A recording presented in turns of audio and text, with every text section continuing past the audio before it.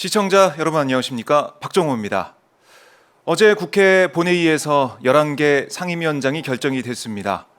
민주당 의원들이 11개 상임위원장 후보 투표를 통해서 이제 위원장으로 선출이 됐는데요. 자, 이렇게 되면서 18개 상임위원장 중에 11개 자리는 결정이 됐지만 7개 자리는 어떻게 되느냐 이것도 궁금하고요.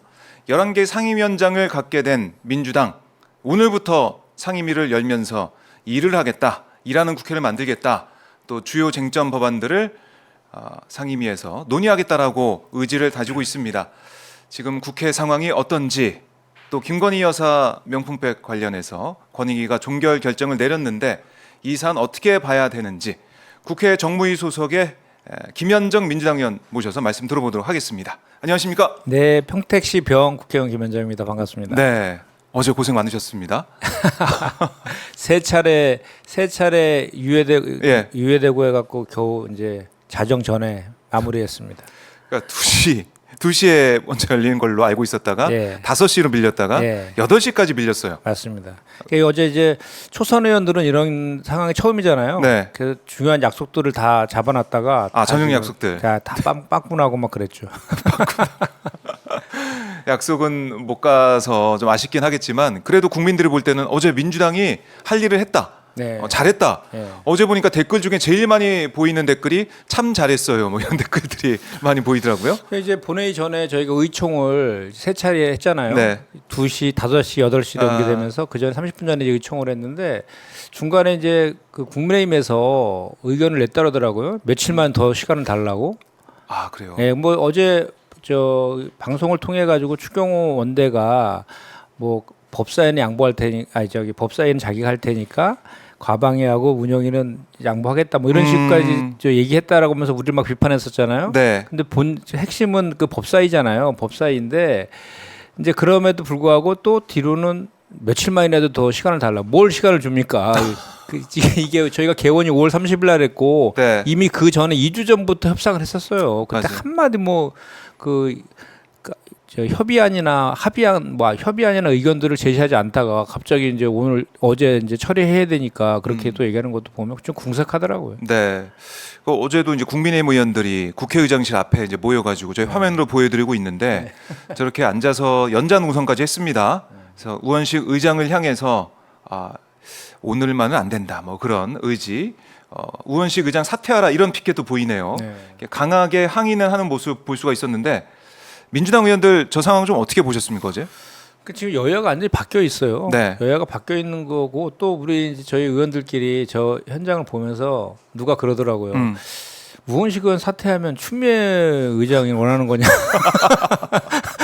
우스갯소리로 그런 얘기까지 했었는데 참 안타깝더라고요. 그러니까 저기 지금 우리가 뒤로 들은 얘기들 보면 지금 이제 상임위에 대해서 다 보이콧했잖아요. 네. 원구성에 대해서. 그래서 의장이 직권으로 상임위 배정을 다 했다고요. 국민의힘 의원들을 일단은. 그렇죠. 근데 그거에 대해서 좋은데 보내달라고 또 뭐 이렇게 뒤로 또 연락도 오고 막 그랬다 그러더라고. 그런 얘기도 있더라고요. 그래요? 그러니까 또 뭐 이제 겉과 속이 다른 거죠. 그러니까 결국은 여전히 수평적 당정 관계는 요원하고 용산 거수기 역할만 하고 있는 모습에 참 답답합니다. 지금 총선 끝난 지 2달 됐잖아요, 벌써. 그렇네요. 시간 빠릅니다. 네, 2달 동안에 사실 정부 여당에서는 빨리 국정기조 바꾸고 당 쇄신하고 해야 되는데 그런 건 하나도 안 하고 권력 투쟁만 하고 있잖아요. 누가 당대표 되느냐에 대해서 룰 바꾸네 마네 이런 것만 하고 있으니까 참 답답합니다. 네.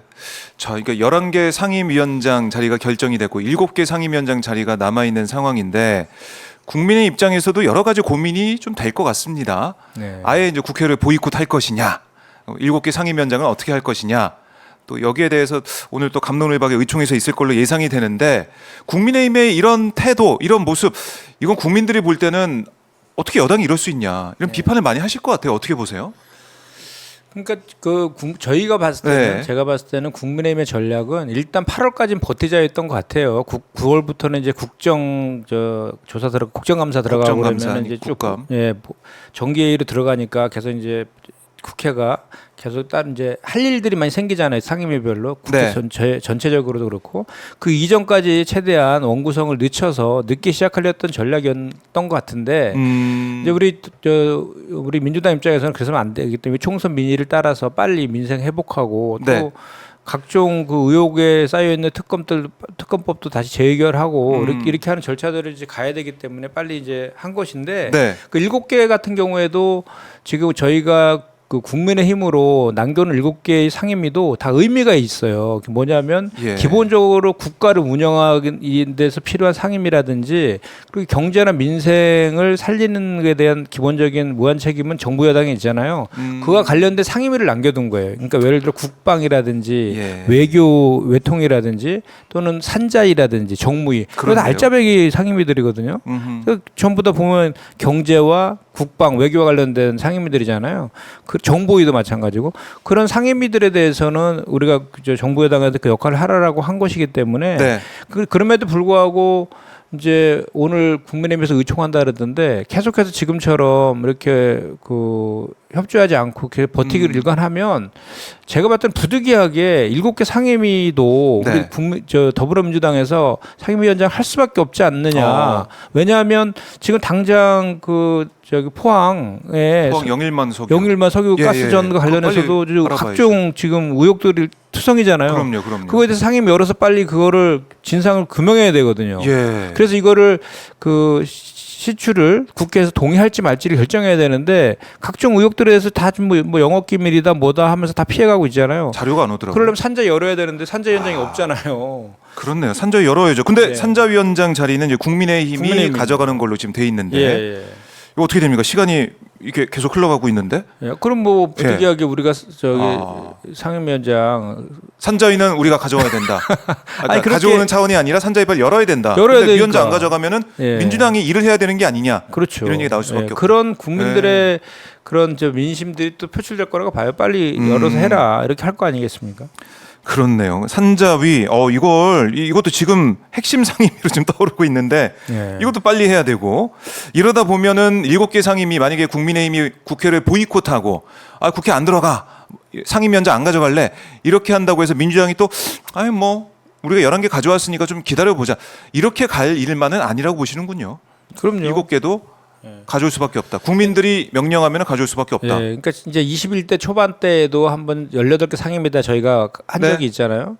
그때는 뭐 다들 아시는 내용이지만 저희가 집권당이었단 말이죠. 행정부도 갖고 있는 상황에서 네. 입법부까지 그 여당이 다 독점하는 거에 대한 국민적 비판이 있을 수 있다 이렇게 했지만 지금은 저희는 야당입니다. 야당. 맞아요. 여당은 국민의힘이기 때문에 야당에서 단독 가반을 얻은 거는 헌정사상 처음 아닙니까? 이번 22대 국회가. 네. 그런 그 윤석열 정권에 대해서 심판하고 경제 민생을 회복해 달라는 국민적인 그런 그 민심들이 반영된 투표였기 때문에 거기에 맞춰서 우리는 할 수밖에 없지 않습니까? 그렇기 네. 때문에 이번에는 저희가 양보할 수 않겠다라는 걸 명백하게 의총을 통해서 확인된 내용이기 때문에 그 절차에 따라서 뚜벅뚜벅 나아갈 것이다라고 생각합니다. 네. 그러니까 뭐 일각에서는 뭐 보수 언론에서는 이거 독주다, 네. 민주당 독주고 역풍 분다 이렇게 얘기를 했는데 네.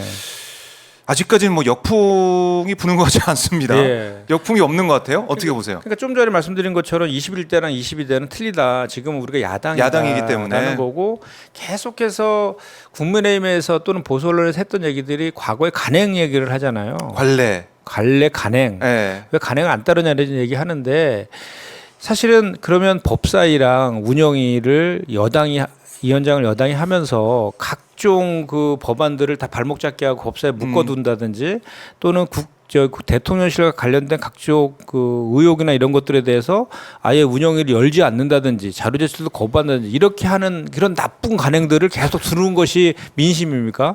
그런 관행들을 계속 유지하다가 하는 주장 자체가 너무 어불성설 아닙니까? 그렇네요. 예. 그리고 국회법은 여야 간에 합의해서 만든 법안이잖아요. 예. 예. 관행보다 법이 우선합니다. 그죠. 법은 사실은 예. 여야가 합의해서 정해진 그 법은 좋은 법, 나쁜 법, 뭐 이게 사실은 따질 수가 없는 거고요. 예. 법 자체 아니겠습니까? 근데 관행은 나쁜 관행이 있을 수 있고, 그렇죠. 좋은 관행이 있을 수 좋은 있는데 관행은 따라야죠. 나쁜 관행. 그 여당이 행정부를 견제 안 하는 그런 모습을 보이고 있는 나쁜 관행. 예. 그거는 법대로 할 수밖에 없다. 뭐 그렇죠. 이런 말씀이시네요. 그렇죠. 그리고 사실 뭐 그 법사위도 예. 체계자고 심사만 해야 되는데 실질적인 법안 심사의 기능을 갖고 있어서 문제가 많다는 지적들이 있잖아요. 이참에 그것도 좀 바꿔야 된다고 저는 생각을 하는데 네. 법사위에서 발목 잡아가지고 그동안 얼마나 많은 그 에너지를 소비했어요. 결국은 다시 직회부 절차를 밟는다든지 네. 또는 패스트트랙 태워갖고 결국은 다시 본회의로 다 올라가고 그랬잖아요. 11개월 걸려서 막 예. 올라가고. 그럴 불필요한 에너지 소모를 왜 해야 됩니까? 그냥 법사위에서 빨리 그 논의해서 본회의 올리면 되는 문제 아니겠습니까? 논의하고 또 표결 통해 가지고 네. 뭐 처리하면 되는데 네. 그게 안 되고 계속 움켜쥐고 있으니까 아무것도 안 됐다는 말씀이시고, 그러다 보니까 이번에 11개 상임위원장 면면을 보면 강력하다 이런 평가가 나오고 있습니다. 법사위원장 정청래 위원장, 또 과방위 최민희 위원장. 네. 이 투톱이 이제 눈에 지금 들어오는데, 물론 운영위원회도 박찬대 원내대표가 위원장을 맡으면서 강력한 투쟁 의지를 보이고 있습니다. 정청래, 최민희, 박찬대 면면, 이게 의미한 바가 클 것 같습니다. 일단 뭐 운영위원장은 원래 원내대표가 하는 네. 거니까 뭐 박찬대 원대가 하는 것은 그 뭐 당연한 수순이었던 것 같고, 이제 법사위가 좀 특이했죠. 사선이 법사위. 보통은 이제 상임위원장 잘 안 하는데 워낙 지금 법사위에서 처리할 것들이 많아요. 산적된 것들이 많고 네. 당장 최상병 특검법 처리해야 되지 않습니까?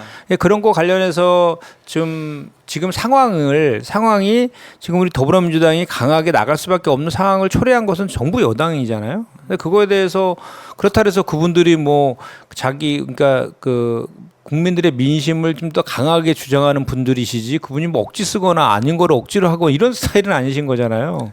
그렇기 때문에 그 오히려, 그리고 또 최민희 의원 같은 경우는 그 방통위원 임명했으면 국회의원 출마도 안 하셨을 건데 본인들이 계속 임명 안 하고 있다가 결국은 국회의원 되고 가방위원장이 됐으니 이것도 참 무슨 기구한 운명입니까? 그렇죠. 그런데요. 윤석열 정권이 좀 만들어준 그렇죠. 국회의원 같다는 생각도 네. 들고요.